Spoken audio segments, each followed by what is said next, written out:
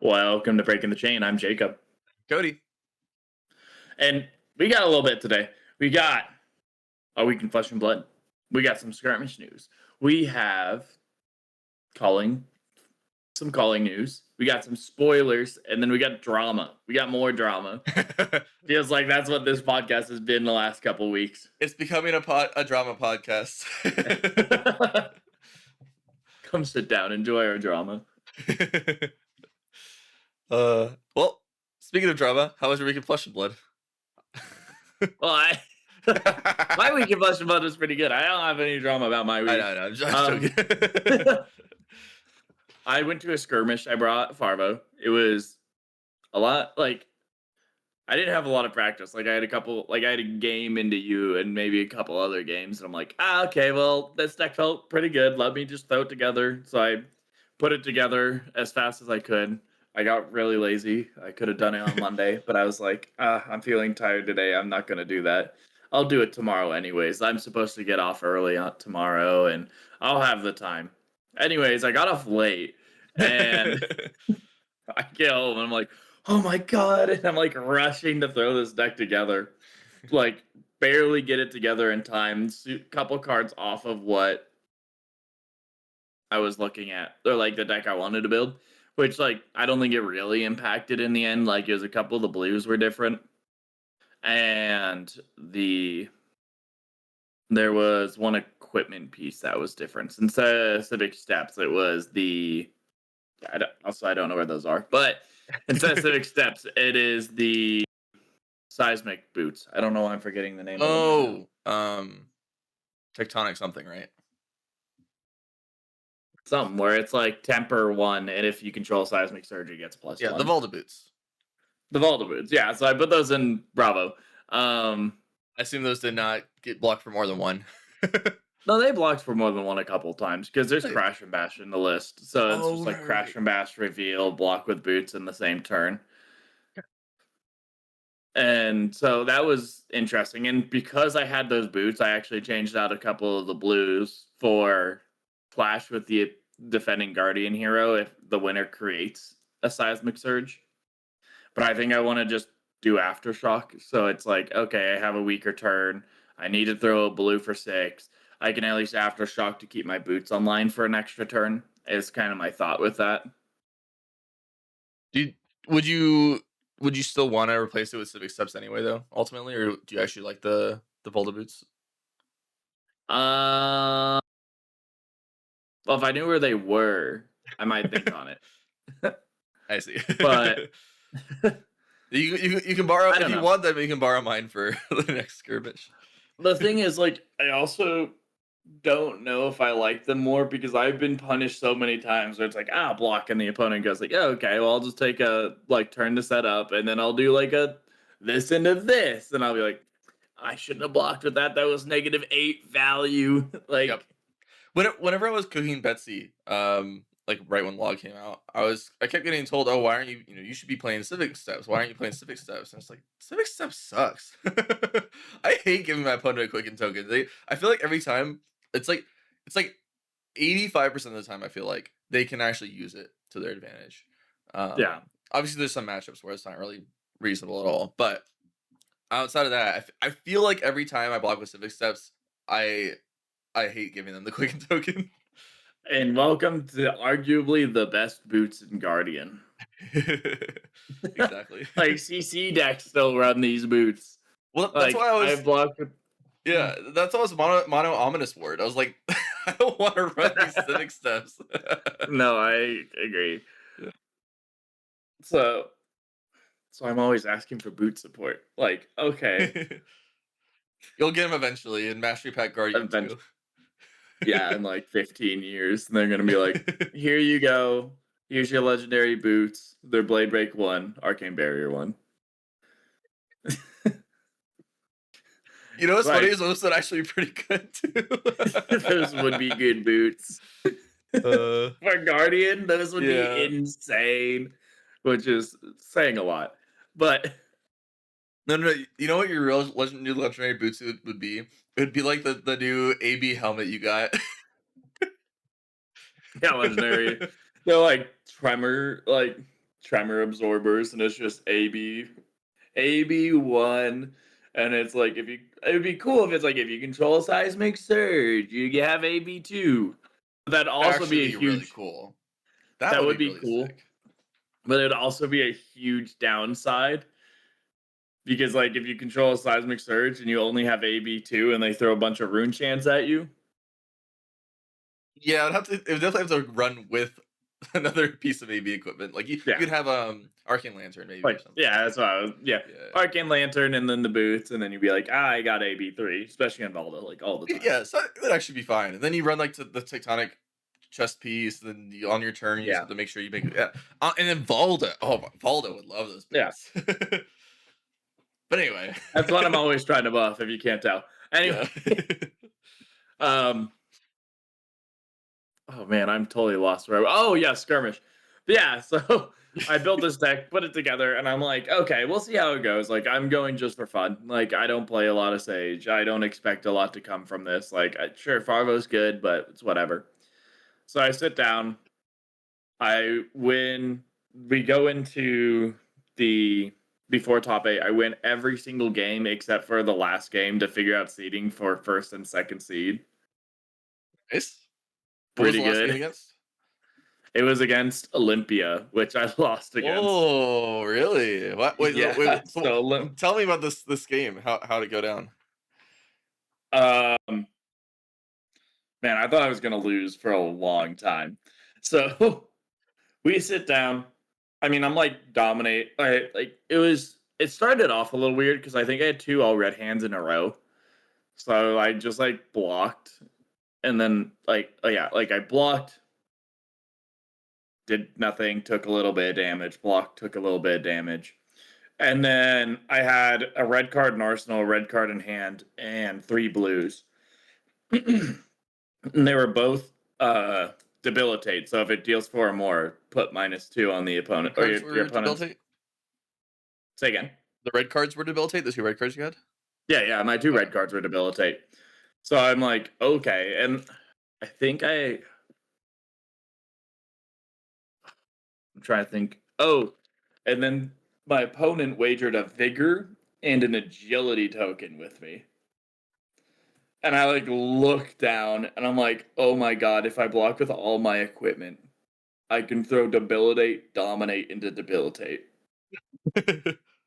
I'm like, this seems pretty good. And then so I blocked with all my equipment and everything. And then like from Arsenal Donkey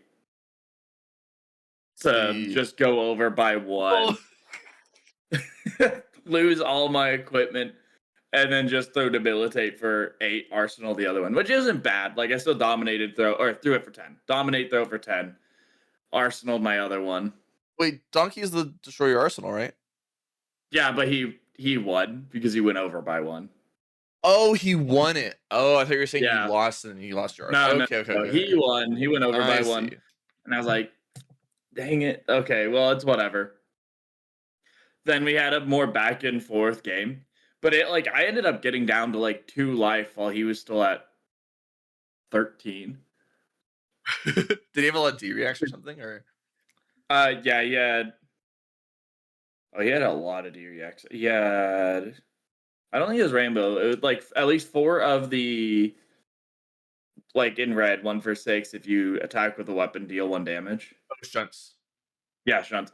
He had 4 of the shunts. He also had 3 unity equipments. Yep. So and then the temper 2 helmet. So it's like Okay. 12 block and all of the equipment. So it's like you started with 12 more life. Compared to like I had 1 block. My boots ended up only being 1 block. My helmet was only it ended up being 2 block, and then my Yeah. chest piece was 1 block. So like, and I did have a shield too. So it's like I didn't have as enough or as much equipment though.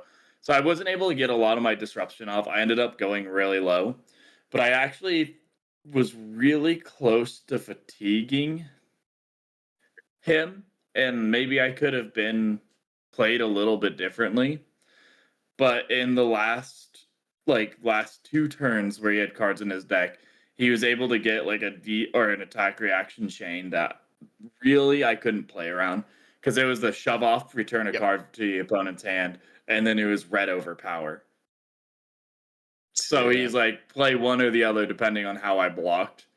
And I actually was prepared for the shove off, but I was not ready for the red overpower because I had an all blue hand and I had unmovable in my hand. And I'm like, okay, I'll pass to reactions. Yep. And he's like, okay, so or like sword for 3. I'm like, pass to reactions. And he's I like, see. oh, no reaction because 3 was like, or maybe I was at 3, but it was like exactly lethal. And I'm like, okay, unmovable. And he's like, okay, in response, red overpower, which, And then shove off the removal back because you pitched your whole hand to do it, right? well, no, because he had to pitch his shove off. But like Oh, I depending on see. how I blocked, he had different ways to respond. I see. I see. Okay. Red overpower But is that's plus where, 6, right? yeah, Yeah.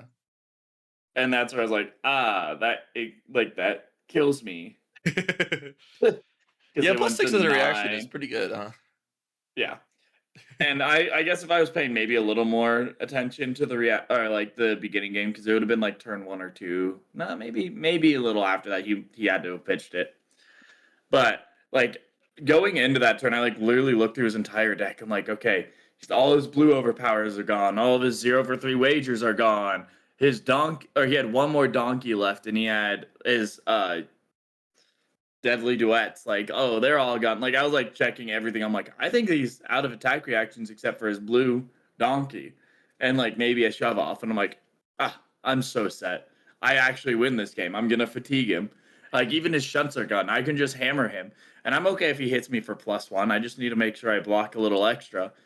And I'm like, I had so many more cards. I'm like, I could block with 2 cards a turn, but I had the movable. I'm like, oh, okay, this is perfect.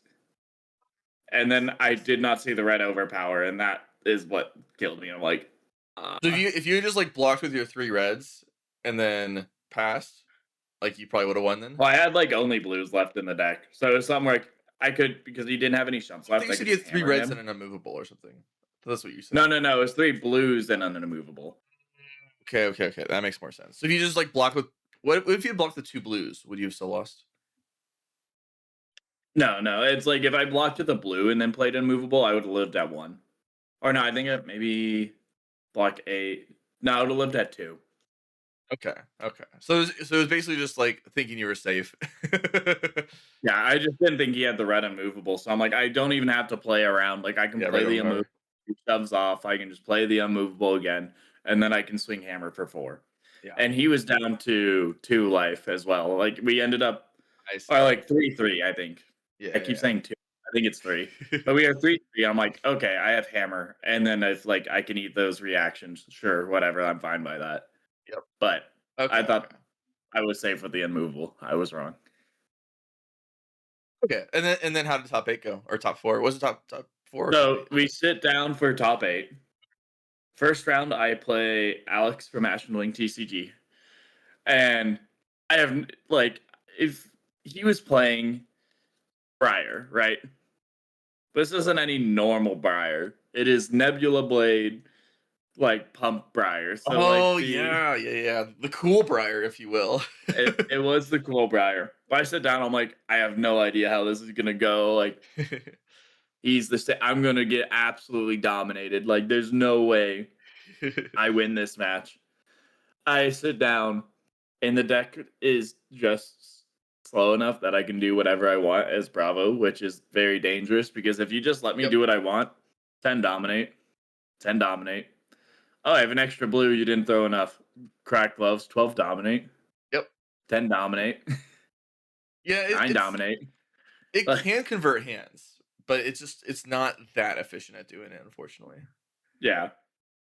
And the first oh yeah, defense reactions and boots. So it's like the first couple of hands, like, oh yeah, they didn't hit. Like my dominates aren't really doing a lot, but you're not like, okay, sword for 7, block 3, maybe an equipment piece if I really care. And 10 dominate. Like set Yeah. another red. And so I ended up getting there. But no, that was a ton of fun. Like, and it was so casual. Like I honestly didn't even realize or remember that it was top 8 until he reminded, or like I was listening to his podcast, And he's like, "Oh yeah, like we totally forgot about the seed and like first play or like top Oh, seed you gets the rolled? 2 seed." Yeah, we rolled. He won. He chose. Like That's funny. it was no, but like we were sitting down, casual, super fun. But no, that was like I didn't even think about it until I'm like listening to his podcast, and he's like, "Yeah, we totally forgot about seeding and getting to choose your seats." I'm like, "Oh my god, we did! I didn't even think about that." That's funny. Did But you do the next game too then? yeah, we did do it in the next game. Like I sat down and I'm like, second seed, I'll go first. Like, Oh, no, I meant like so you didn't roll for the next oh game. no, he didn't roll. No, in the Okay. next game, like second seed, I'll go for. Like it I was see, literally I like sit down, just so casual. I didn't even think about it being a top 8 game. see. But That's awesome. it Alright, was a lot of fun. so beat Briar, top 8. Nice, nice. Yeah, beat Briar, beat Briar. I beat a couple Briar on the day too. A couple regular, couple regular or one regular Briar I beat. Okay. But then going into the next round, I played another Briar, and I mean the burn up shock. Yeah, burn up shock lightning press kind of got me. It was a more obvious play when it was coming, but I'm like, I really can't play around it. I'm Right. like, I would have to block with 3 cards from hand to stop this. Right, you have to, like, way And overblock it, and then they can just kinda, like, hold on to it, and you're not doing anything on your yeah, turn, yeah. You basically yeah, have and to have that's a why I day was like, react. yeah, no, that's why I was like, played attack or like burn up shock, attack, sword, and then another attack, but it didn't have go again. He had 2 cards in hand. Yeah. I'm like, Well, th okay, that's the lunging press. I have, and I mean, I've like to block the stuff. I had already blocked with like, actually, I blocked with 2 cards, and I had uh 2 cards in hand, and I was like, I could throw, and I had a red in arsenal. I'm like, I'm gonna block with 1 card and a piece of equipment, and I can still throw a 1 card 8 since on turn 0 I arsenal to red. I'm like, I can throw 1 card 8, which is debilitate, and just hope you don't have the lightning press, but it's gonna be the lightning press. It was lightning press. And I had a vigor too, because one of my block cards like revealed the top and gave me a vigor. see. So it's like I had a vigor, so it's like 1 card 8. I was lined up. I'm like, okay. But yeah, lightning press, I took 7 damage over the top there. I was like, okay, that's pretty good. Yep. And then I throw the 1 card 8, and then it was the like block with 1 card, defense reaction. So I lost another life. They lost 1 life. And then yeah, it didn't go as well as my other Briar games, but it was like it was still close, but just getting 7 damage over the top turns 1 was I really know good. some people started running the tap your hero prevent, um, card from Omens because it allows you to block with 2/3 blocks on a 4 power attack, and then if they lightning press it, then you get to tap Yeah. to prevent the 7th damage. And so then you get to, like, hold on to it as, like, a flexible almost like an ominous boots, boots of ominous sword rather. Um, but I don't know Okay. how because I forget, do you have to tap your hero for Farvo? Yes. Okay, To so it's not activate as his good as Farvo ability. then. Yeah. So that's why I was just like, I don't know, like it could be an interesting head slot, especially. Hmm, it could be an interesting head slot, but yeah, that's what I was like running into. I was like, okay, this is. I It's mean, hard it to play is what it around. is. It is But what no, it is. it was still a fun match. Still had a lot of fun. Still was close to the end, but Hey, and you got top it 4. I got top 4, so That's that pretty was sick. sick. What does that get you again? The Arcane Polarity promo. Ooh, I that's don't. really good. I ended up giving it to Alex, but Wait, you just gave it? well, I owed him in a way. So Okay, okay. yeah, I was gonna say that's a good card just to give away. but yeah, so that was a lot of fun. I enjoyed the skirmish. I actually had that was probably the most fun I've played, or like most fun in Flesh and Blood I had in a while. So that was cool. You heard it here first, folks. Silver Age is fun to play, even when you lose. Yeah. Well, even just playing like I mean, going It's back to fun. Bravo was so cool. Yeah. Like I sitting down, I'm like, ah, this feels so natural. Like in my first matchup, I was pitch stacking. It was a or it was a Farvo mirror, and oh man, it felt so good to be like, okay, we got a pitch stack, we gotta do this, and like it worked out perfectly. Like there was a turn, like I have the clash cards in my deck, and there's like a turn second cycle where I double clash, revealed a macho on top, which was actually a little scary because I'm like, he has one more macho in deck, but he also has a lot of non-attack actions. Where I know my top deck is an 8, a 7, and a 6, and I just can't remember which one's on top. I'm like, let's hope he doesn't have his macho. So I blocked, I revealed my macho, and then I got a vigor and a might, and I was able to throw something pretty big off of it. So that felt pretty good. Nice. Cool. Anything else for your week in Flesh and Blood? Nope, that's it. Yeah, I did not unfortunately have any Flesh and Blood. I It was so sad. I was preparing for Olympia, for the Silver Age skirmishes, and I was like, "Oh, I'm gonna be there on Tuesday. I'm so excited to play this." And then I realized I was like, "Wait, I'm out of town. I can't actually go." So it was really sad. And then of Well, course, like, this Tuesday. yes, I mean, so I plan on going to at least the one on this Tuesday, and then there's one tomorrow, Sunday, as well, that I will likely be able to go to, but I'm not entirely certain.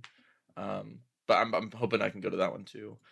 Olympia is so cool. Olympia is so fun in Silver Age. I love it. It has a bit of a polarized matchup into. I think it's just Enigma really is the only matchup that I really feel bad about. And That's Decimate, sorry, same here. Decimator Dory as well. Is a pretty rough matchup. But everything else feels great. Okay, maybe Farvo because I don't have as many D reacts. I I yeah. I don't know, like our Farvo match, like things lined up so well for me. You Yeah, also didn't have as much Unity equipment, so you couldn't block as much through your equipment was another thing. yeah, I can tweak the sideboard a little bit because I'm really respecting Wizard, and I think it's worth it to respect Wizard for what it's I think worth. so too. Um, and then I have the red wage golds for Prism and Dromai, um, which maybe I could just say that I'm not winning those matchups anyway, and I can just kind of cut them, and then that would give me space for two red shunts, or two yellow golden companies, either way. Um, but yeah, I don't know. It's rough. The sideboard decisions are very interesting in Silver Age. Is the big thing there, but Mhm. hopefully two skirmishes. We'll see how it goes. Speaking of skirmishes, we have the week one results for the skirmish season 15. Uh, and this is a bit more diversified than I think a lot of people were expecting. I'm not too surprised by this for what it's worth, but I think a lot of people were under the impression that Briar was just the best deck. And yes, Briar did get the most wins in skirmish season one. She was 19%, or 34 wins, but not by much, because following that is 13% Fi, 12% Honestly, Acilio. 19% isn't that dominant. Like Right. we've seen a much more dominant heroes, especially in CC too, in the last like year. Yeah, I think 19's not last that bad. skirmish season was The last KO. skirmish season, I think it was way worse. It I was think like the KO top at 3 heroes were like 25. 70% of the field, or maybe not Yeah, 70, but something like like they were that. like 60% of the field, something crazy like that. Yeah, but so 19% Briar, 13% Fi, 12% Acilio, 10% Dromai, 9% Oldhim, 7% Enigma, 6% Rhinar, 4% Farvo, and then it starts getting lower from there. But the pie chart, like 75% of it is like almost equal looking in terms of the pie. Like there's just a lot of viable heroes. Yeah, no, it looks pretty good. Um, any thoughts on the skirmish week one results? It looks a lot healthier than I would have thought. Like, not that I thought it was extremely bad, but I'm like, I thought Briar was going to be like at least 25%, and then the rest of the meta would be pretty even. Maybe old him, but like, no, it looks pretty good. Yeah, it looks good. I I guess the only thing that's really shocking to me personally is that Blaze is as low as she is, but I Same know that here. like she can struggle into the aggro decks. Um, and then Dromai being above Enigma is also a bit surprising to me. I didn't expect Dromai to be the more winning illusionist. I mean, I think it's also Dromai's a lot easier to deal with than, or I mean, Dromai has a lot easier time dealing with Enigma than Enigma does have Dromai. Yes, that is And it's true. not like, and I want to say like the other thing, like Oldhim doesn't have a lot of poppers, and not a lot of the top decks have poppers. I think the scariest deck in the top of the pie chart at all is Farvo, and it's not even as represented. It's like it's the Five's pretty deck that bad has for you too. poppers. Yeah, Five's pretty rough for you. is five bad? Yeah, That makes sense. Is it's pretty how bad. is Briar bad? I thought Briar actually. You know what? Let me look at stats. Let me double check this with the stats. Hold on. I know. I mean, Fi is just naturally your counter, right? Because they have the That's true. easy ways of killing your dragons, like through efficient damage. Meta results. Let's do last 7 days. Silver Age. Dromai's win rate. Where is Dromai? There it is. Overall win rate was 57%. Oh, Talistar stats have it 55 into Briar and 44 into Fi. That's actually not that bad into Fi. And then you're 68% into Olympia. But you're only 20. That's the thing, is you're only 25% into Farvo. And that was similar to my experience playing into Volda, was that you have poppers and you have evasive damage. And it's Mhm. just kind of hard to get around that. Oh, Reiner is also bad. Yeah, Reiner is also a rough matchup for you. I guess Oldhim is still bad. Yeah, Oldhim is bad. That's 38%. interesting.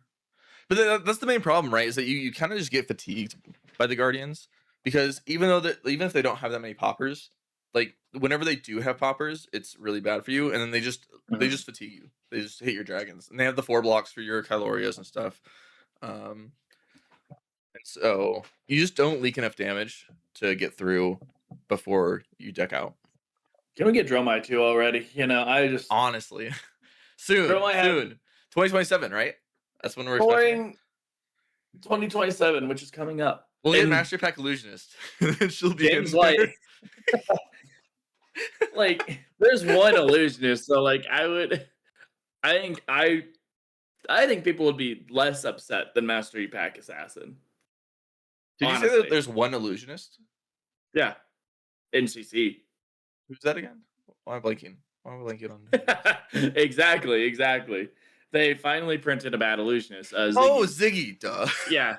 I And then always think of Ziggy as a rune blade instead of an illusionist for some reason. I don't know why.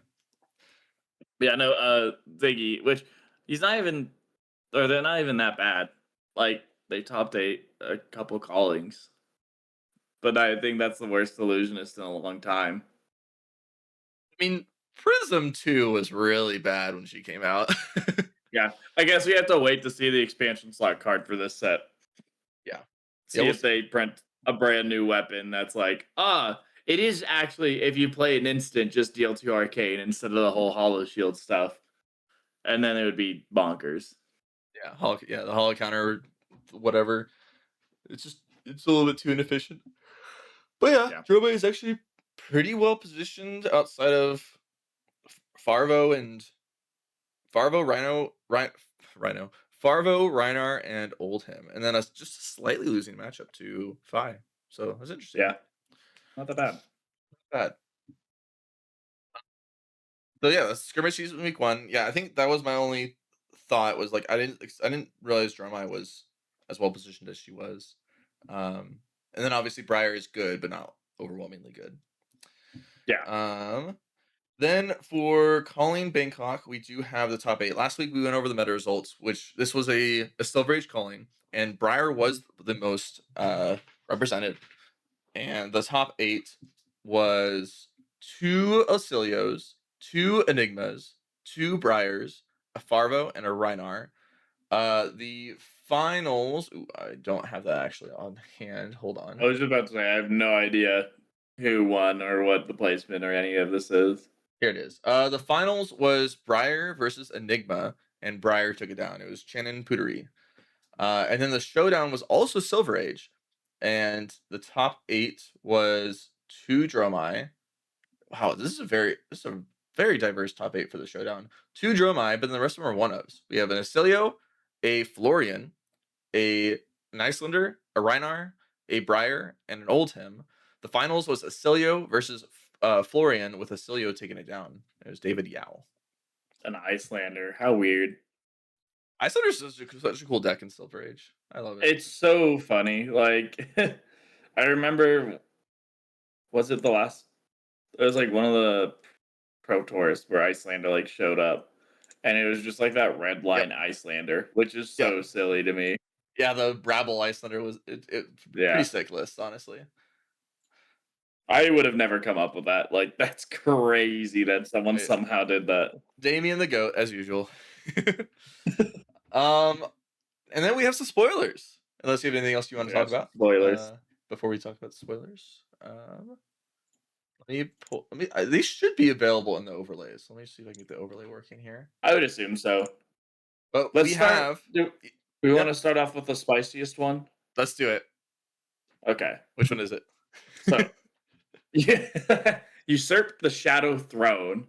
Is that the It is. spiciest one? I guess it is. I think it's the spiciest one. It's a blue 13 cost, 3 block, 13 attack Shadow Runeblade attack action.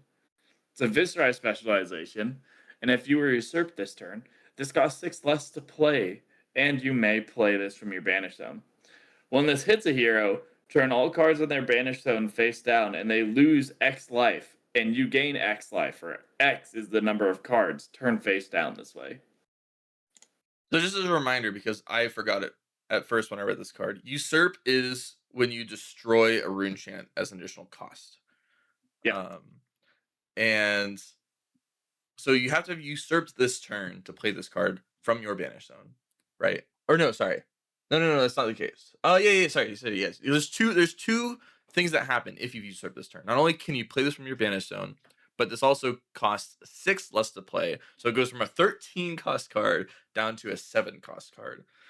Um, Also, the art is really sick on this. By the way, Oh, I don't know if it's you so saw. cool. I don't know if you saw this, but this is actually a legendary card, rarity wise. Not in terms of Oh. the number of cards you can have in your deck, but the You rarity can is have legendary. 3 of this in your deck. And And you can there's have the 3 of it in your deck. legendary. But it is a Oh legendary. my. That's crazy. Legendary main deck card. The Marvel is sick too. It is super cool. Well, and man, yeah, the Marvel is so cool, and it's such a pretty card, and I want to say that this card is so extremely flavorful in how it's designed because it is the idea of killing Chain, and like it's a 13 cost. How do you pay for 13? Like ignoring the extra, like oh, if you've usurped, da da da da da. How do you pay for 13? Well, you pitched the gem.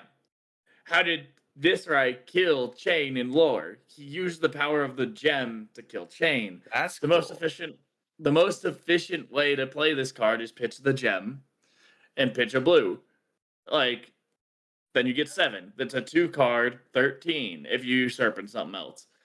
And then like of course like and it's like the idea of like you hit Chain before he goes off. Like he's spending the entire game like setting up, building whatever it is, and then it's like, okay, Chain, I'm going to hit you for 13, turn everything down, and deal like 10, 15 damage to you on top of the 13 I already threw at you. It's like, I actually think this card is so extremely flavorful. I like it a lot. I think it's so cool. I'm so scared to play uh Levia, get hit by this, and then take 30 damage on hit. Yeah. I will say the one flavorful thing about this that I saw someone else point out is that because it's not legendary in terms of like the number of copies you can have in the deck, you basically can kill Chain 3 times in a game. So I found that kind of That's funny. that is pretty funny. um, but honestly, Just I think it's kind of cool that you can run more than one copy in the deck in terms of the I think it effect is. and whatnot. I don't know if hopefully you don't want to run more than one, with it being a legendary. Um, yeah, I I've heard of this really being more of like a sideboard card against Um, the decks to where the Wild. on hit does a lot, first of all, obviously, but then Yeah, against also like fatigue decks, you can use this to really push through damage. Um, that's fair. but I A also one did card like 13 is pretty good. the amount when you first read the secondary effect, the fact that you turn all the cards in the banished on face down, you think of a couple things, right? You first obviously you think of the shadow heroes, right? The ones that want cards in their banished zone to play them later on or for other reasons. But then you realize, wait, Earth heroes really don't want to see this hit them, right? Um, Oh, that's so yeah, cool. yeah, you Oh, get to I flip love down the that. Earth cards, and then they're turned offline again. We don't have any legal at this moment in CC, but still, it's for the future. Jarl's legal. Yeah. And then we have other heroes that are non-shadow. Or we have oh shoot, someone pointed out all these different ones, but I'm blanking on them now. So Um, the other thing I want to note is there are a lot of, or they're giving more cards and more ways to banish cards. Like Corrupt and Conquer banishes cards. So you are going to start being able to banish the opponent's cards, and even if it says on hit deal 3 damage and gain 3 life, I think that's insane. Yeah, that's the thing too, is like you don't have to flip over that many cards for you to start really getting value, right? Yeah. Because if you assuming that you use a tunic counter or you have some resources floating from whatever you spent to usurp your first attack this turn, a 7 cost 13 is kind of just fine rate by itself. It's honestly perfectly fine. Um, and so The cool thing is this also can just sit in your banish zone. it I does have mean, it blood has debt. blood debt. It It does does have blood blood, debt. but you can sit in your banish zone, and like on your turn, like when you flip with Viscera, you can play a card from your banish zone. It has go again. You play your usurp card that has go again, and then you're like, well, I have like 7 extra pitch. Usurp the Shadow Throne for 13. I have 7 extra pitch.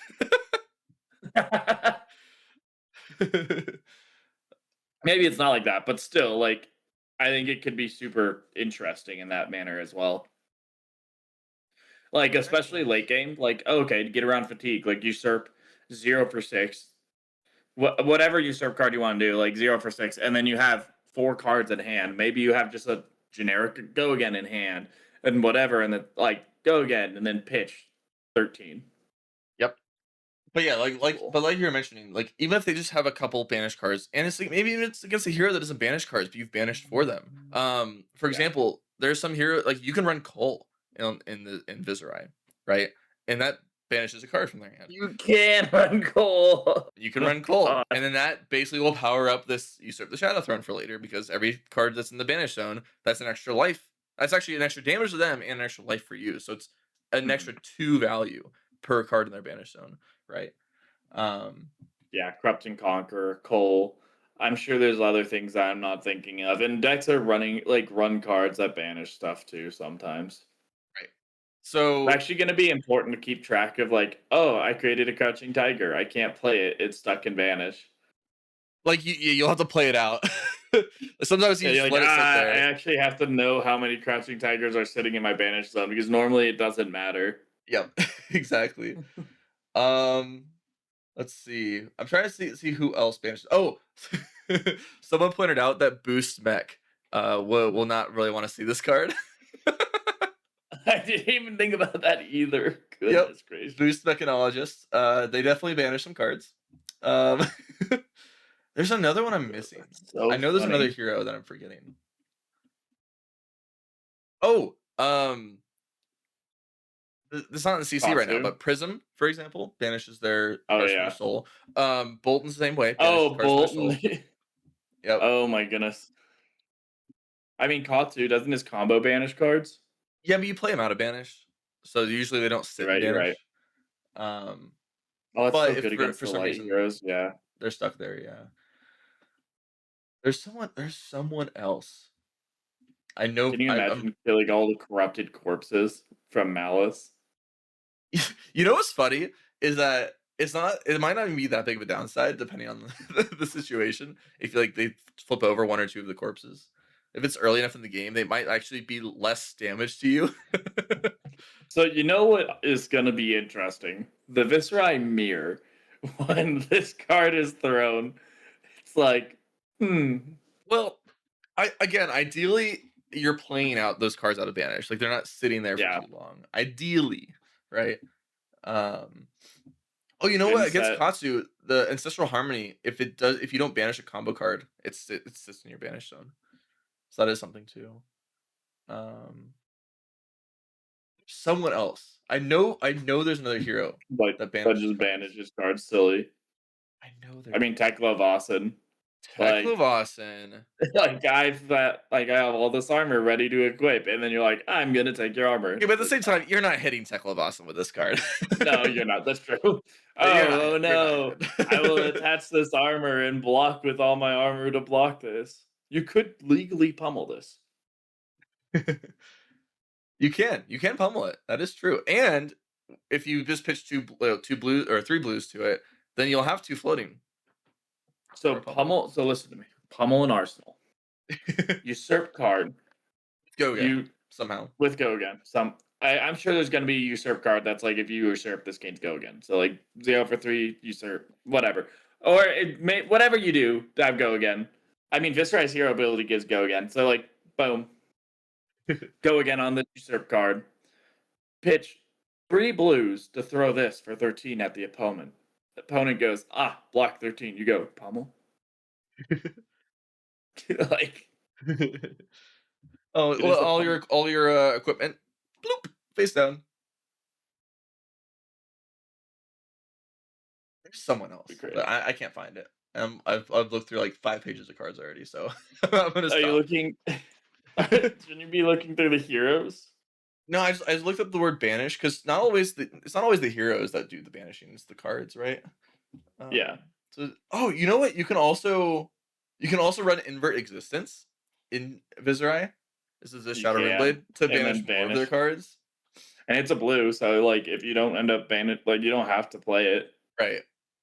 Honestly, like I could definitely see there being a version of Viserai that runs 3 copies of Usurp and has a deck that can just get a ton of value out of it hitting. Um and playing for that. I could definitely see it. Yeah, black. Anyways, I think that's a super cool card. Very cool card. Oh, Kasai. But she's not gonna be around much longer. I mean, Azuri, Zuri doesn't keep her like cards banished though, right? she doesn't, she can. But like Kasai banishes 4 cards every time they activate the hero ability. That's true. That's true. But she's gonna LL in like the next week once they have a CC Yeah. calling. Yeah, she will. Anyway, uh anything more on this card before we move on to the other spoilers? No, let's jump into the next bunch of spoilers. Right. So we got an assassin hero. But what is this assassin hero from Usurp? Or what is this? What is this Yeah, assassin hero yeah. from? I don't know. It's like I think it just kind of came up out of the woodworks, just kind of appeared. Yeah, it's just the Uh, spoilers out of nowhere. just Yeah. spoiler. No, it's Mastery Pack Assassin. The set everyone was so excited to get announced. Mastery Pack Assassin, the next Mastery Pack. We just got Mastery Pack Warrior, and we're already hearing about Mastery Pack Assassin. Do we know when the release date for this is? By the way, it's end of the year, right? I have no idea. I'm not gonna I'm gonna lie. look it up because I think it's end of this year. It's like soon. Well, it is this year. Yeah, end of this year. Yeah, yeah. I think at Worlds you can buy the Armory deck. You can buy all the stuff early. It's I'm pretty sure. November 13th is when it comes out. Yeah, of this year. Okay. Um, and I already have the card on the screen, so I'm gonna reveal the hero that got spoiled. Doctor Hmm. Mortimer, Blight of the Pits. This is an assassin hero, 4 intellect, 40 health. Instant tap. Cure a disease an opponent controls. If you do, create a silver token. Attack reaction, tap. Destroy 2 silver you control. Target assassin attack gets go again. And the art is sick. He's like a what's the word term for it? The type of doctor? Plague doctor, right? Hmm. Yeah, I mean he's been in like the game's lore for a long time. Really? So yeah, he's been in since Arcane Rising.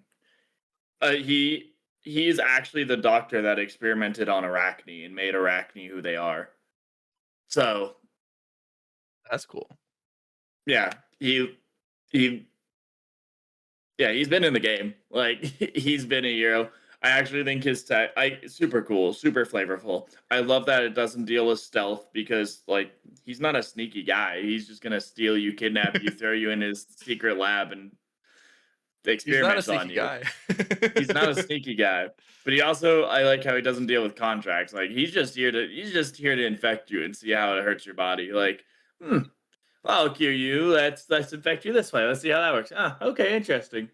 And I like to imagine the silver is him actually hiring someone else to go and stab you. Like the go again, like, oh, go again. It's like I'm actually hiring someone else to stab you right now. Like I have the money. I'm a doctor. Like Well, what do you expect? I imagine it more of like he's taking your payment to cure. It's like you're paying him a silver almost Oh yeah, yeah, yeah, yeah. No, like the to get top rid of. ability.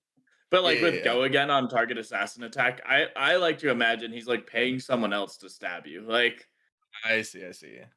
Like, That's okay, I'm yeah. gonna cure you. Let me take your silver. Anyways, behind your back, I'm gonna pay to have someone go and stab you or do this or have this happen to you just so you can pay me again. So super interesting hero. Superhero. Or My superhero. initial thoughts when I saw this was it feels like a worse Slippy, right? Because Slippy just says the first attack action card with stealth each turn gets go again, right? Mhm. But obviously this just says assassin attack. This doesn't say attack with stealth. So it doesn't have to say stealth for it to get go again with this You effect. can give your contracts go again. Leave no Yes. witnesses. Opponent Yep. blocks with all their equipment. Leave no witnesses. Yep. Or you just like leave no witnesses with cards in hand, right? Yeah. Whereas typically when you see leave no witnesses these days, it's the end of the chain link. Sometimes they have a card in hand left, but a lot of times it's from Codex, so they don't actually have a card in hand. This is for 4, and you can block it out. Um, but I think what's really interesting is the first part, the cure a disease, which by the way we haven't covered Yeah.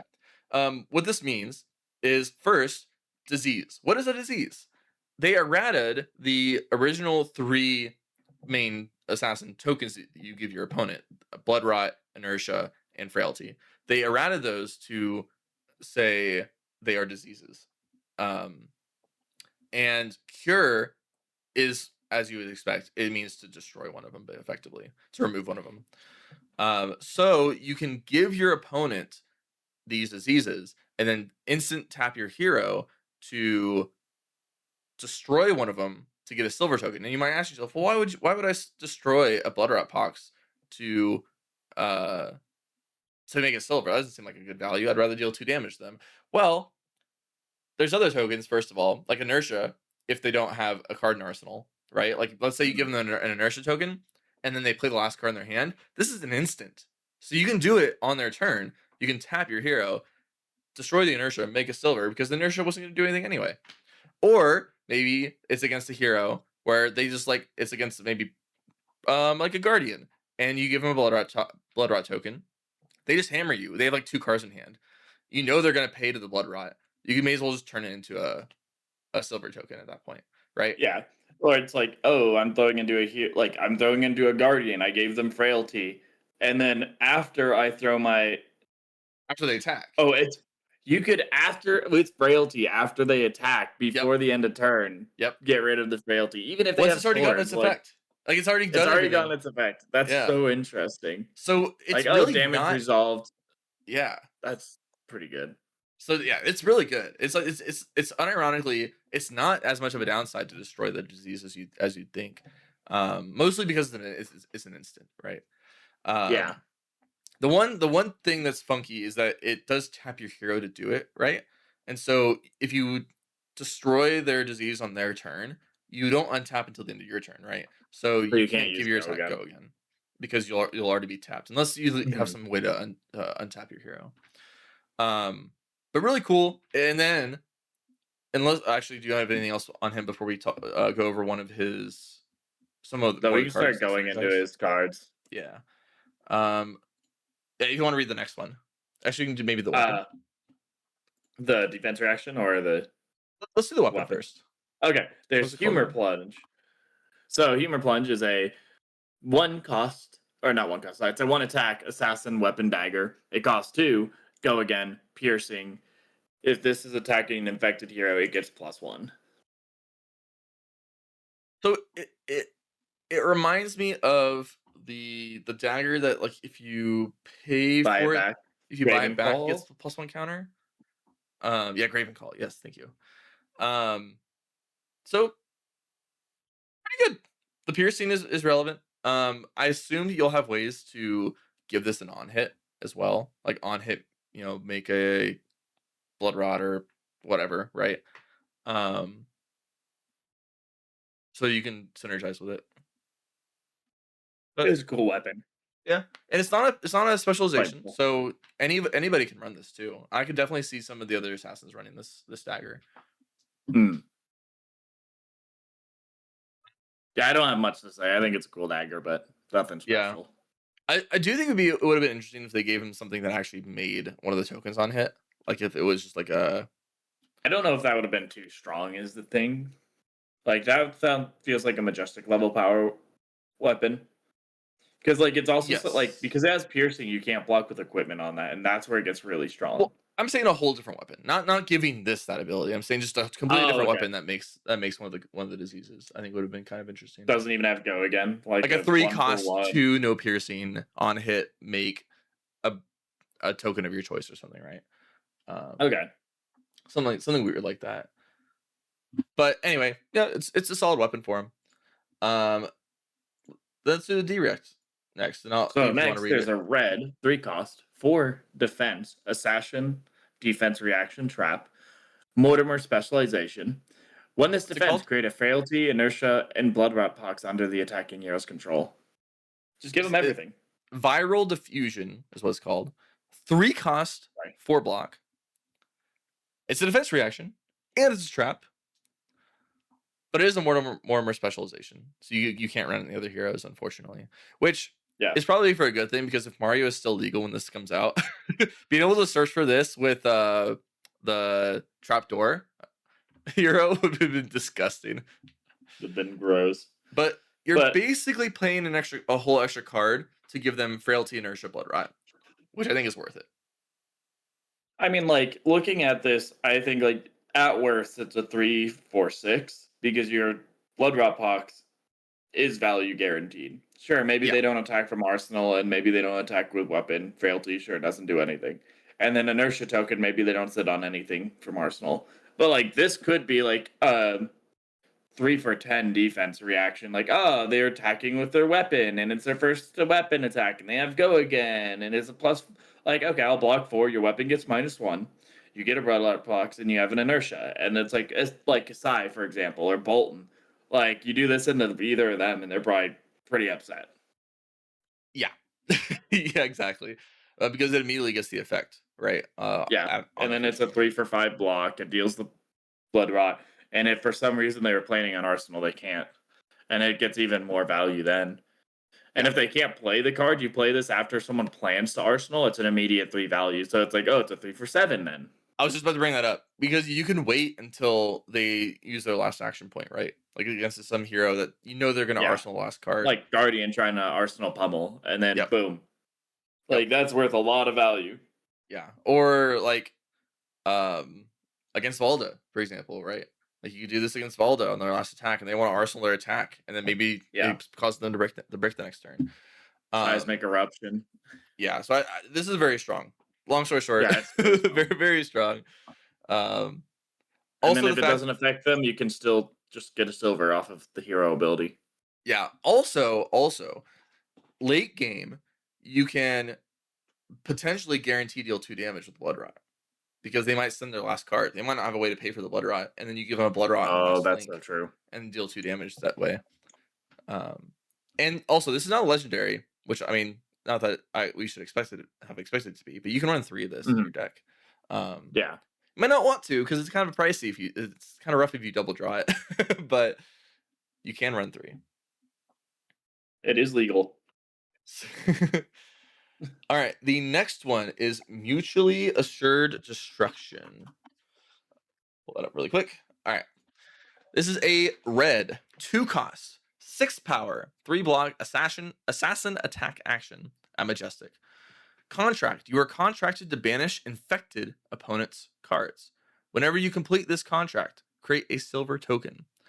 The first time each hero plays a reaction card this chain link, create a Bloodrot Pox token under each hero's control, then banish the top card of each hero's deck. Do we know what infected cards are? It's the tokens. To If banish you are infected opponents' cards. so what this is saying is if you play a reaction, both heroes get a Blood Rot Pox. Then each hero banishes a card off the top of their deck, and because you both are infected and you both banished, you get 2 silver. Oh, it's in the opponent is infected, so then anytime you banish their card, Yeah, I but it's see. whenever you're banished to you're contracted to banish infected opponents. Sorry, yeah, you're right. So they banish a card, you get 1 silver off of that. Yes. Okay. I was thinking the cards were infected, but no, it's saying if your opponent is infected, anytime you Yeah, banish one of their cards. That's cool. Um, yeah, then the effect is really cool too, right? The uh anytime either hero plays a reaction. So if you play an yeah, attack reaction, you create a blood rot under each hero's control. yeah. So you also get a blood rot pox token. Unfortunately, Mortimer does say cure a disease and opponent controls, so you can't cure your own diseases. But maybe you just don't care, right? Um, and this also includes their defense reactions, right? If they It defense does. react, that makes a blood rot under each player's control. And then they banish again. Yep, which gives you another silver. Uh, Also, it's create the blood rocks then banish, which means that they'll be infected before the banish happens. Yep. So that's cool. Really, really cool card. I like that Super this weird. isn't a specialization. I think it's really cool that they gave this. This is a very strong card for Azuri, for example. Yeah, Um, that's what I was thinking. yeah, and I think some of their heroes will just want to run this too. I think it's just a strong card. Anything else in this card before we? I think we have one more, Nope. right? We're good to jump in. We have 2 more. We All can right. yeah. So next one is Prey on Insecurity. It is a red, 0 cost, 3 block, 3 attack, assassin attack action. It has stealth. It says attack reaction. Put a card from your hand on the bottom of your deck. Destroy this. Another target attack with stealth gets +3. Really This is a cool really card. good Slippy card. Yes, very very strong It is, Slippy card. it's a really weird 2 for 6. If you can't use the go again, it's a 0 for 3. That does nothing. But if you like in Slippy, like, okay, 0 for 3 go again into this attack with disruption. It doesn't matter what's in my hand. I have 1 card remaining. I have an attack reaction on board. Like I Yeah, can put this to the bottom of my deck and deal +3 damage. yeah. It's similar to the most of the um. Are they demi heroes? The Mario heroes are they demi heroes or what are they called? I Are they demi heroes? I don't. That's a But great question. I most really don't most know. of the heroes you roll into as Mario have a fairly similar effect where you discard an assassin card to give an assassin attack +3, right? Um, and so this has a very similar vibe to that effect where you basically put the card on top from your hand on the bottom of your deck to give They are another all attack. demi heroes. Sorry. Okay, they're demi heroes. Okay, most of them have a very similar effect where you can convert a card in hand into +3. Um, I believe this one's slightly more restrictive, right? Because not only does it have to be on the chain, that's obviously more restrictive there, but it says another target attack with stealth. And I think the other ones say just assassin attack. So it has to be a stealth attack. Again, like I mentioned, with Slippy, disgusting because this just gets go again, and then your next stealth, you're playing so many stealth attacks, like the Blood Drought Pox on hit 1. And your opponent has to respect the +3, but you can also just arsenal the card. You might be a card you just want to arsenal instead. Um, So really cool. I love the flavor of this card. I think it's really nice. Um, and yeah, I like it. Last but not least, remember the mist. It is a blue, 2 cost, 3 block, 4 attack, assassin attack action that says when this hits a hero, look at their hand and banish a card. They may play the banished card until the end of their next turn. If this wasn't played from hand or arsenal, it gets +2. This is So I mean, pure Azuri card without yeah. it being a specialization. I mean, it's pretty cool to like just flip in. It's a 2 for 6 at blue, which is really strong. That's it's crazy above rate. This is like doing a 2 card 8 and it has disruption. Yep. And also like when this hits look at their hand banish card, they may play the banished card until the end of their next turn. Like it's remember the mist. You're banishing their blue. Yeah. That's the idea. Like, yeah, I'm going to banish your blue. Do you want to play your blue?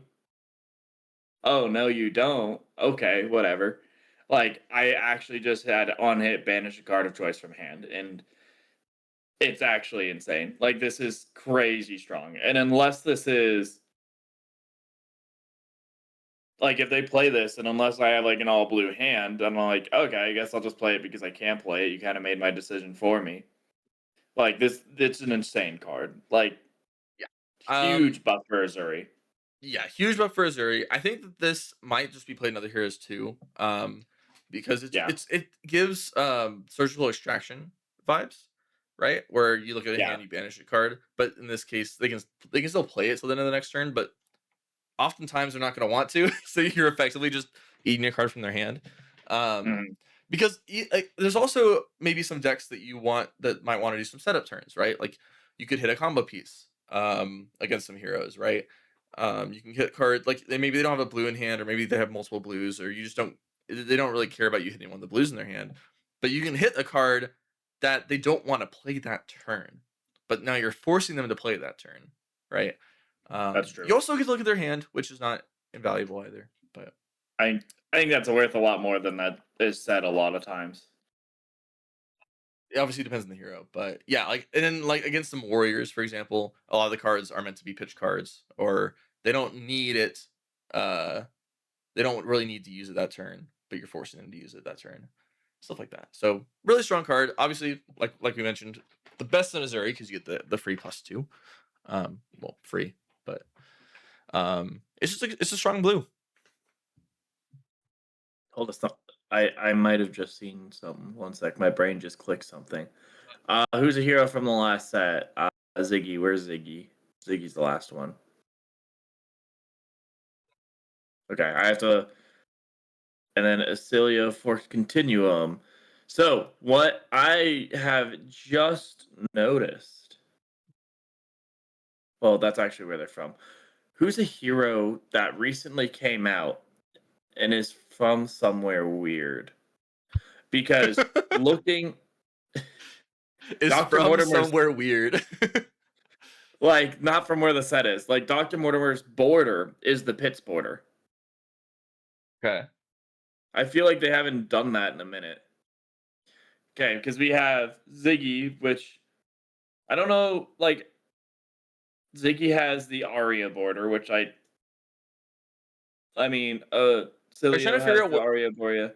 like the If they're bordering doing, situation, yeah, because because the border is super just an weird. assassin border, is what it is.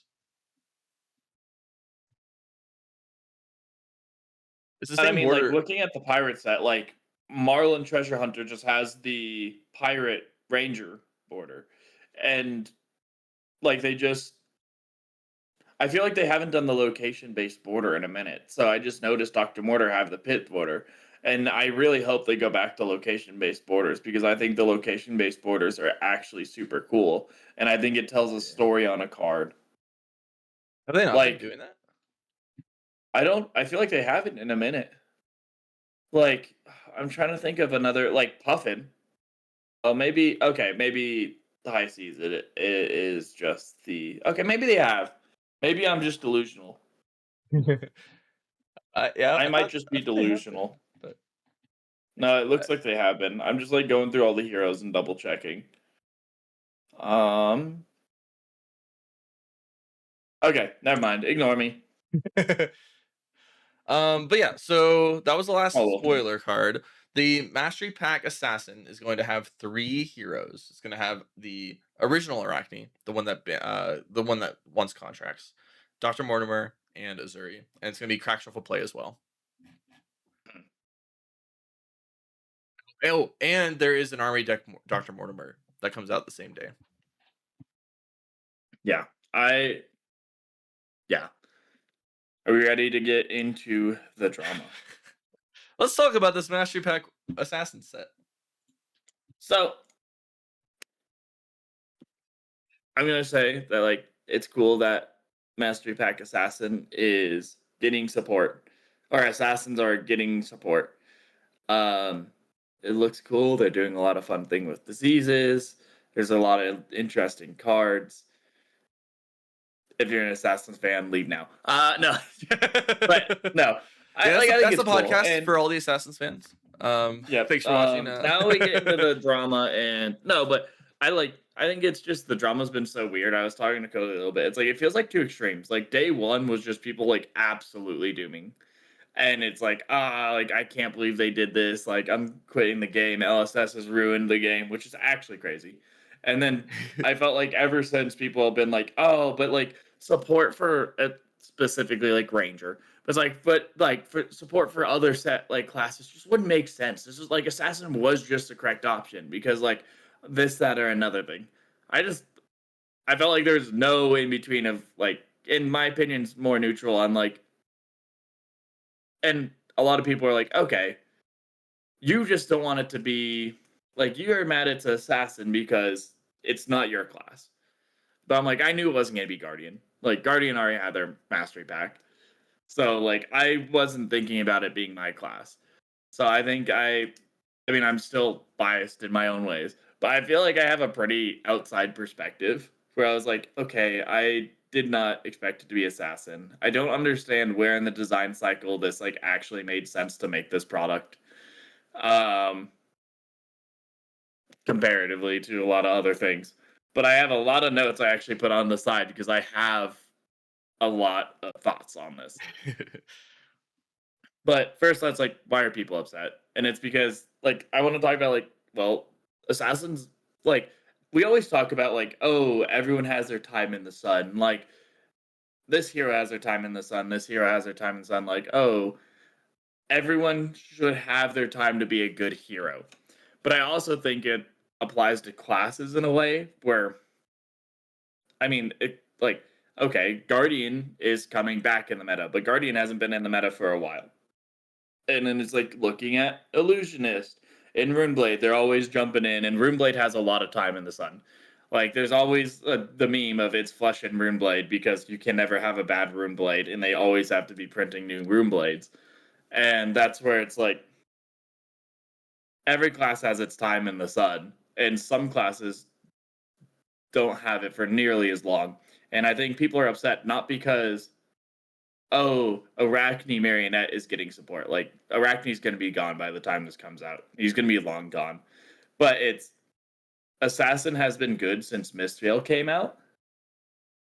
And now, like, okay, we have a chance to maybe take a break from Assassins. Never mind. Here's a set that's going to buff everyone. Make sure that Assassin stays A tier. And it's something where it's like, since New has come out and since Mistveil has come out, Assassin has at least been third best deck, if not first best deck, in every single meta. So I think people are just like, we want to break from Assassin. Like, we've had so much Assassin. And this is where, like, my personal, like, I don't understand where in the design period they're like, oh, this class. And I think another thing that is like, maybe this isn't what we thought it was, where it's like, oh, we're trying to buff a class and make them more like competitive. Like maybe Mastery Pack is not about making classes competitive because if they print any good Majestics and Assassins, it's just going to be Assassin Winter. But it is like it is super interesting because like okay, like usually I can look at the design of a set and be like, okay, that makes sense why they designed it. Like with Super Slam, although I wasn't a fan of it, it's like okay, well you look up back about a year ago. This is 3 months after Heavy Hitters, or like maybe a few months after Heavy Hitters, and it was a huge success. You want to go back, you want to explore this kind of area again. Makes sense. But like I look back at this, I'm like, okay, we look back a year ago. Oh, Mario was or Slippy was the best deck by a far margin. Okay, well, let's go back. Maybe not a full year ago. Maybe they designed this a little less than a year ago. Oh, Mario was best deck. Okay. Well, no, let's go back a little more than a year, like a year and like 3 months, 6 months. Maybe they've been designing this for a long time. Oh, new was actually the best deck because it was the only Misfail hero left. What? Where in this design cycle of this meta did it like, oh, this class needs buffed? Like, these three heroes are all at the top of the meta. And again, like maybe not the best deck, but top three at least for the last, like, from today to 2.5 years ago. They've been at the top meta of for like the last 3 months. And I think that's like the big frustration that a lot of people have is like, this isn't the class that needed support. It's like, sure, like Rangers had its time in the sun. Like Azalea, when at the end of her life, was good. Lexi had 9 months of torturing the player base, but it's also been like 3, 4 years since Ranger has been meta. And I think that's why people are like, Ranger hasn't had any top 8 representation since Azalea. So it's something where it's like, okay, that makes sense why people wanted Ranger. And there's a couple other classes that could use it, like Brute could use it. They struggle, they don't have an identity.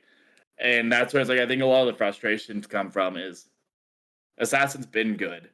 And sure, when Marionette leaves, like the idea was Assassin was just going to be another okay class. But then they're just pumping them back into like S tier top 3 decks, it feels like. The other thing is like if they print any Majestics that are actually playable, it's gonna be insane because their Majestics are already uh 0 for 6 in reaction step or a 0 for 4 pump that is draw like that also says draw a card, so it's a 0 for 7. Or Codex of Frailty, which is one of the most broken cards ever. Like they already have the most playable and the strongest power Majestics in the game. And if you like give them Majestics that are actually playable, I am a little scared for like the health of the game in that regard. But jumping in, I also want to like talk about like do you have any like extra notes on all that? Like I have a I, lot of thoughts.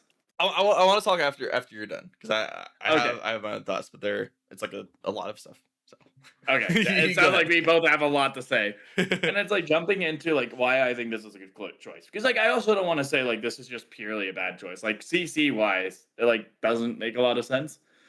But it's like, do look at Sage. Assassin is dog water in Sage. The commons and rares are terrible. And like this makes sense, like looking from a Sage perspective. Like we want them to be playable in Sage. We want them to be a class in Sage.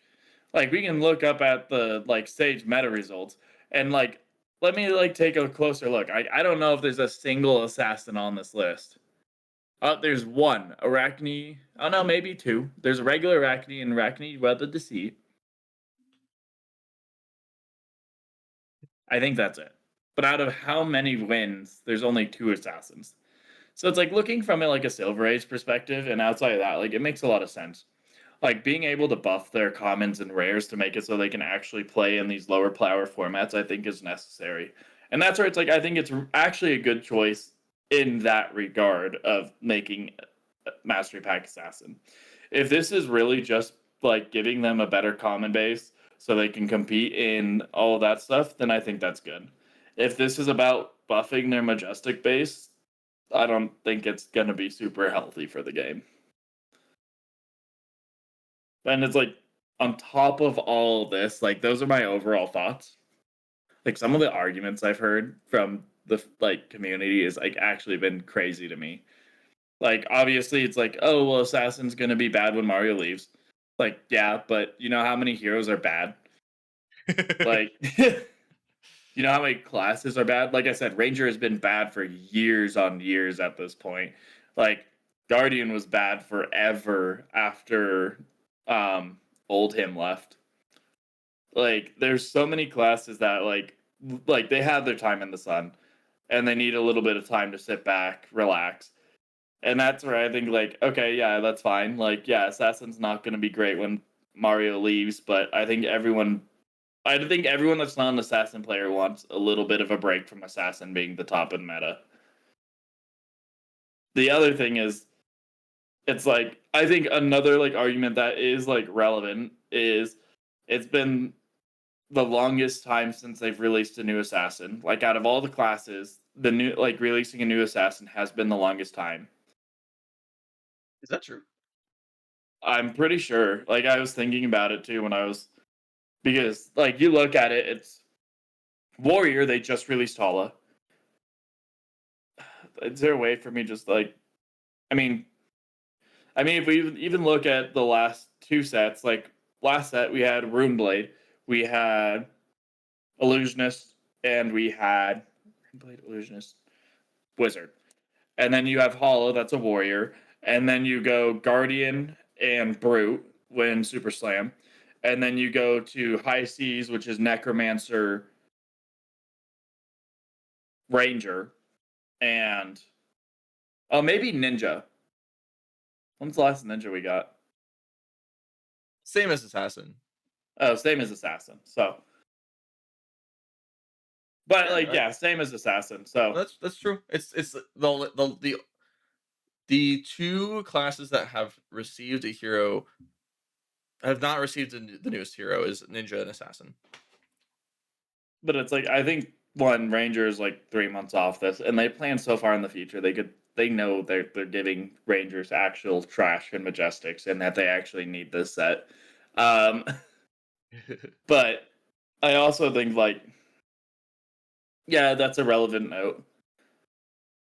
But again, I like if we were always just building sets based on what's the longest class to have been released, then the next set's gonna be another Ninja Assassin set.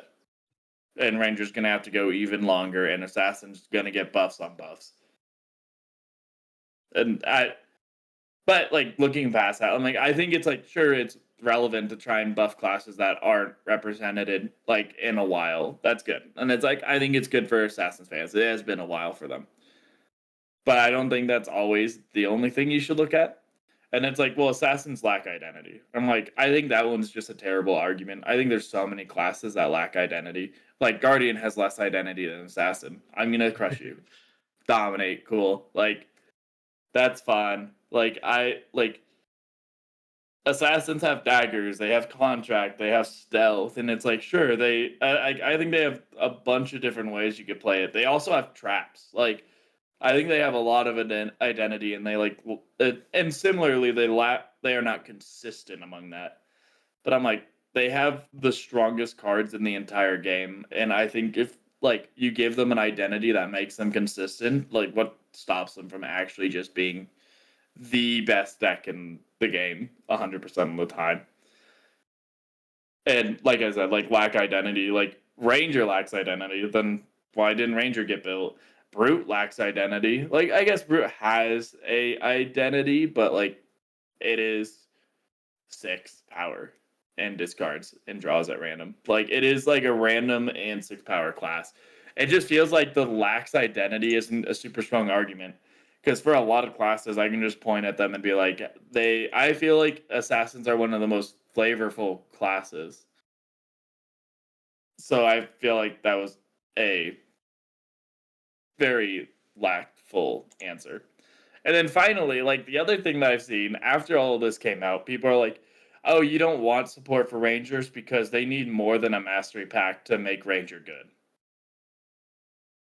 Which I also think is actually crazy because, like, even looking at Mastery Pack Warrior, one, they introduced a new warrior, Hala, and you can say Hala came out beforehand, but we all know that she came out with Mastery Pack Warrior, created a new warrior, and made her look fun, interesting, and I'm not entirely sure she's good yet, but it's a hero that definitely has a conversation going.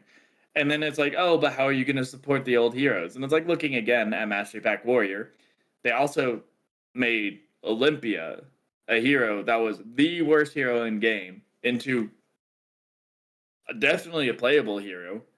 What could be a potential A tier hero, S tier hero from this. So they created new heroes and they buffed old heroes and they gave new ways to play current other warrior heroes Like, I think, like and that's all the argument. They're like, "Oh, they couldn't make a ranger that's interesting, buff the rangers, and all like support every other ranger that is like able to play. That's just impossible." But they did that with Mastery Pack Warrior. Like, I think that's just lacking trust and skill and LSS to do that, which I know they can. So I've also thought that that argument was very lackluster.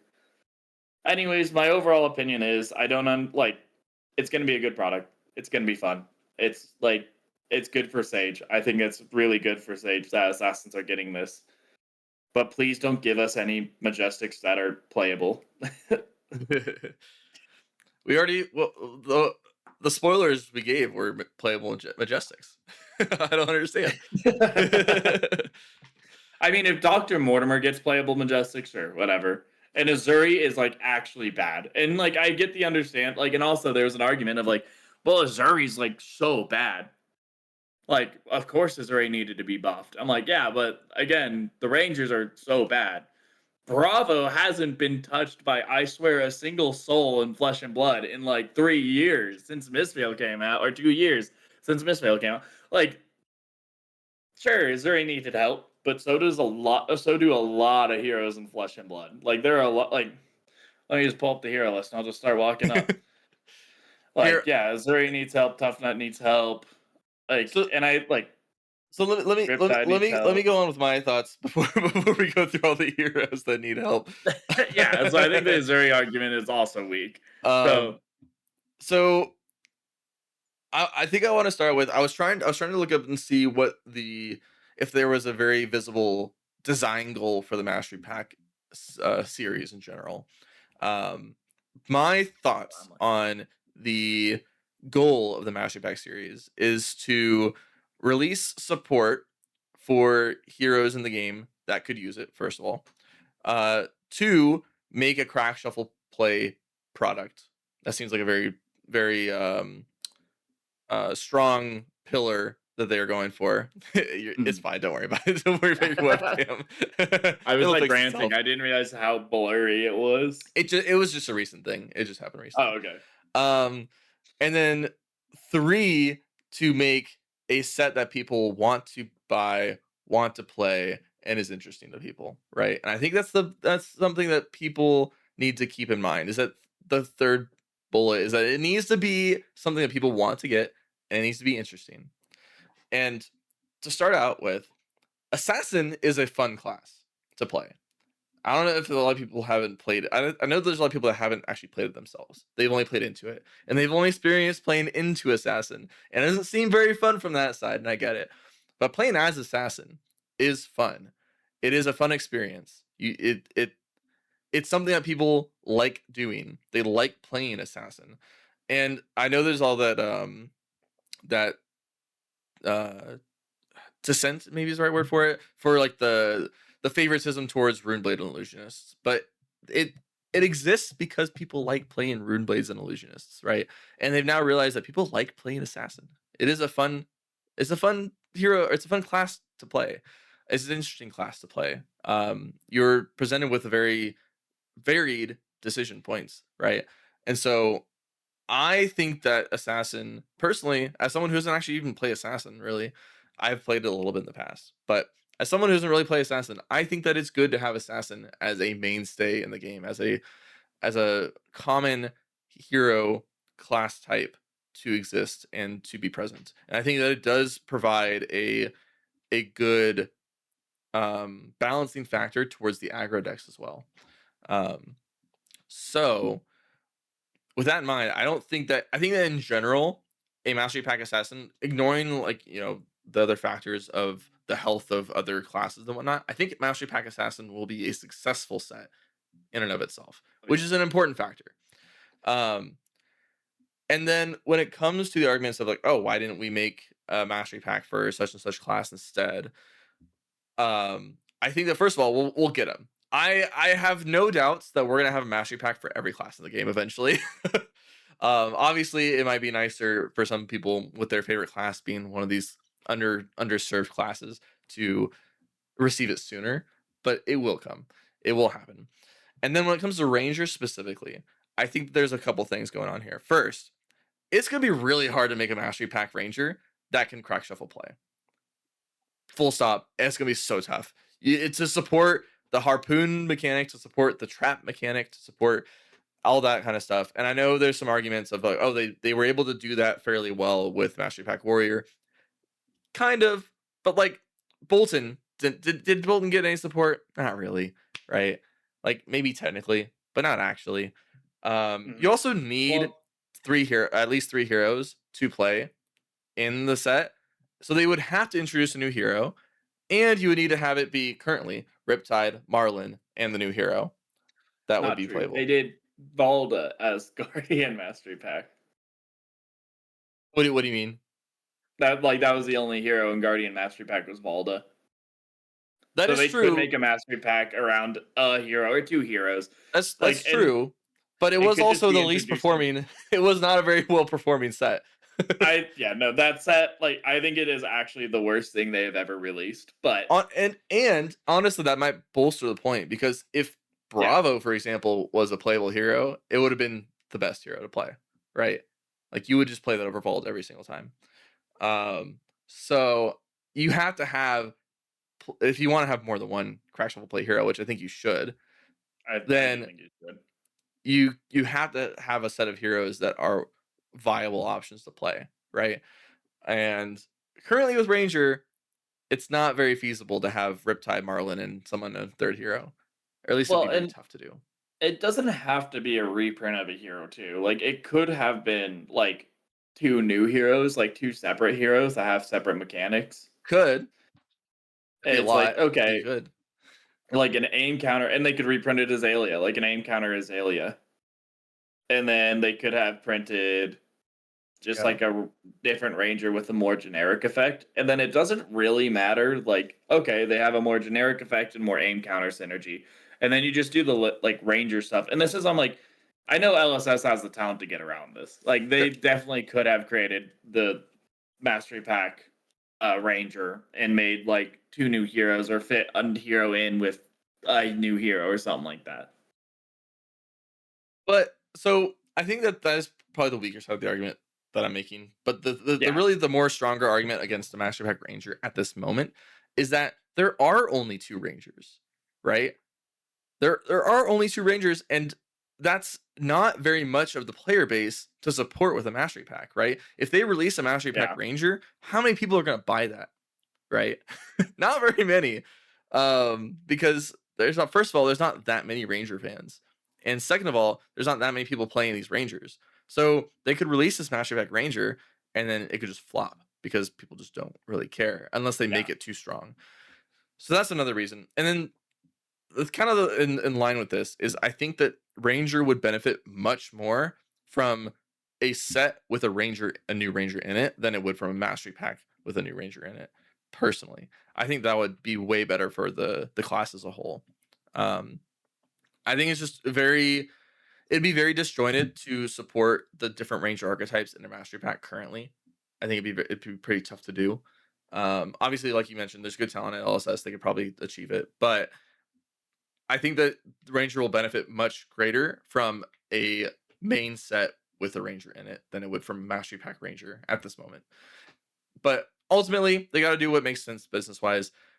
If they release Mastery Pack Ranger right now, even if it was cool, not many people would buy it.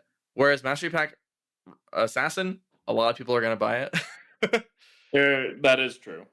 I um, do think one other good thing for it is like it's gonna have reprints. An assassin is so extremely expensive. It needs yes, reprints. we need Leave No Witness So reprint. We need Surgical Extraction reprint. Um, we need a lot of reprints. Codex Codex actually Frailty, surprisingly could use another reprint, but it doesn't actually need it as bad as it used to. it used to be insane. What is it at right now? I don't know, it's like 30 something, right? But it used to be like $80 each Yeah.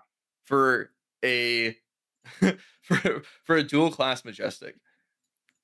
Well, it's the best card in the game, Sure, so sure, like, sure. why wouldn't you? Um but yeah, ultimately every hero or every class is going to get their mastery pack. I think Assassin is well timed in the fact that by the time it comes out, Mario will probably be gone. and assassin will have lost their place in the game, and they will need some support to stay in the game. I think it's a healthy class to have in the game. I think that people like playing the class.